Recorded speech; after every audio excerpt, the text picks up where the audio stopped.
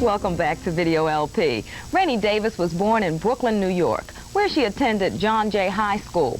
She says ever since she can remember, she's had a bad habit of underestimating herself. During her teenage years, it was even worse. Once she began singing and eventually became one of the lead singers for Jamila, Rainey couldn't deny she had talent and decided to go for it. She left Jamila to go on tour with Musique, whose biggest hit was Push, Push in the Bush.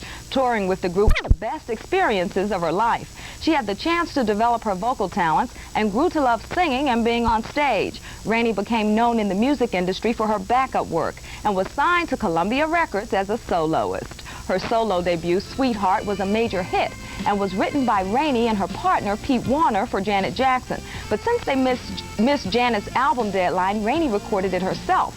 Her follow-up single, Still Waiting, was written by Prince. Let's take a look at Rainey in her first video, Still Waiting.